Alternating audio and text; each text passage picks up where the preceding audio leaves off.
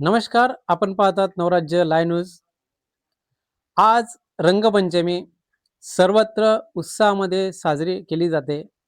परंतु या रंगपंचमीमध्ये बऱ्याचदा अ, कृत्रिम रंग वापरले जातात. केमिकलयुक्त कलर वापरले जातात. याच्यामुळे त्वचावरती हानी होते. परंतु श्री क्षेत्र डोंगरदे या ठिकाणी नैसर्गिकरित्या आयुर्वेदिक कलरांची इथे रंगपंचमी साजरी केलेली आहे. आपण आलेलो आहोत श्री क्षेत्र डोंगरदे यावल तालुक्यापासून इथे कठोरा गाव आहे. इथून 5 किलोमीटर हे गाव आहे, मंदिर आहे. या ठिकाणी दरवर्षी रंगपंचमीचा उत्सव साजरा केला जातो. आपण चर्चा करूया त्या महाराजांशी. स्वरूपानंद महाराज आहेत. आपण त्यांच्याशी चर्चा करूयात या रंगपंचमीच्या उत्सवासंदर्भात त्यांच्याकडून माहिती जाणून घेऊयात. महाराज काय सांगाल आपला इथला उत्सव कसा असतो आणि याची रूपरेषा काय असते? आपला उत्सव आज परमपूज्य बापट महाराज यांची पुण्यतिथी फाल्गुन वद्य प्रतिपदा. तर धुलिवंदनला महाराजांची पुण्यतिथी असते. आज 43वी पुण्यतिथी महाराजांची होती आणि आम्ही सर्वांनी या ठिकाणी महाराजांचं पूजन अर्चन करून या ठिकाणी सकाळी अभिषेक करून नंतर जळगाव येथील अवधूत मोठी भजन मंडळ यांनी आपलं असं भजन सादर केलेलं आहे महाराजांच्या चरणी. आणि त्यासोबतच आज धुलिवंदन पण असते. प्रत्येक जण आपलं घरी हा धुलिवंदन म्हणजे रंगपंचमीचा सोहळा या ठिकाणी रंग खेळून साजरा करत असतो. परंतु इथे पण आल्यानंतर आपल्याला तर रंग नैसर्गिकरित्या प्रकृतीने आपल्याला कोणते कोणते रंग दिलेले आहेत याच्यासाठी आज या ठिकाणी आपण रंगातील रंग खेळून रंगपंचमी खेळू असं परमपूज्य पंत महाराज यांच्या पदाप्रमाणे आपण इथे रंगाची या ठिकाणी उधळण केलेली आहेत. आपण बरेच जण रंग खेळत असतो, परंतु रंग खेळत असताना आपण त्या ठिकाणी कृत्रिम रंग म्हणजेच केमिकलयुक्त रंग खेळत असतो. त्याच्याने आपल्या त्वचेला आणि शरीराला सुद्धा हानी होते. बऱ्याच लोकांचे डोळे जळजळ करतात रंग खेळल्यानंतर. त्याकरिता आमची अशी संकल्पना होती की आपण नॅचरल जे प्रकृतीने आपल्याला निसर्गाने जे दिलेलं आहे त्यातूनच रंग काढायचे. कारण निसर्ग हा रंगाने रंगून टाकणारा आहे, तर निसर्गातून रंग काढायचे.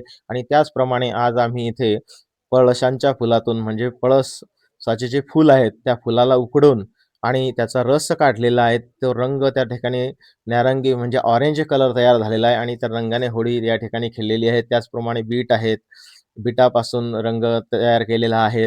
हळदी नॅचरल आहेत, तर हळदीपासून सुद्धा रंग तयार केलेला आहे. आणि त्यामध्ये बेस जो आहे तो मुलतानी मातीचा आहे. मुलतानी माती आणि हे फळांचे रसे उकळून त्यांना एकत्रित करून एकजीव करून सर्वांना त्याचा लेप लावला आणि 2 ते 4 घंटे हा चेहऱ्यावरती प्रत्येकाच्या सुकू दिलेला आहे. त्याच्यानंतर मग चेहरा वगैरे धुवून आणि हा रंग त्या ठिकाणी अशा प्रकारे रंगपंचमी या ठिकाणी किंवा रंगाची उधळण सर्वांनी केलेली आहे.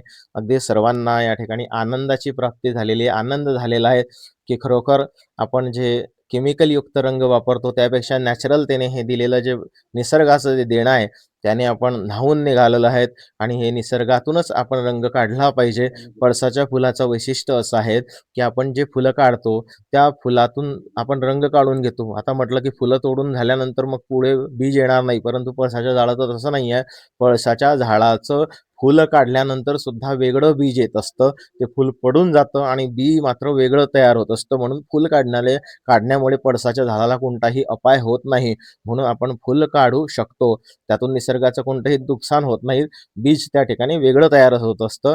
तर त्या फुलांपासून खूप रंग त्या ठिकाणी तयार झालेले आहेत आणि या ठिकाणी अशा प्रकारे महाराजांची पुण्यतिथी आम्ही साजरी केलेली आहे. जवळजवळ 150 ते 200 भक्त या ठिकाणी आलेले होते आणि महाप्रसादाचा लाभ घेऊन या ठिकाणून परतीच्या प्रवासाला निघालेले आहे.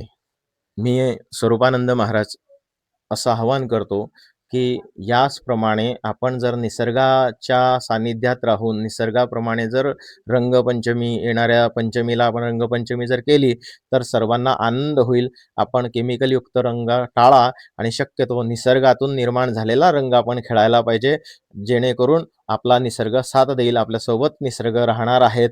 तर कृपया करून आपण सुद्धा या केमिकलयुक्त रंगांपासून दूर राहावे आणि नॅचरल हर्बल कलर त्या ठिकाणी वापरावे असे मी सर्वांना विनंती करतो.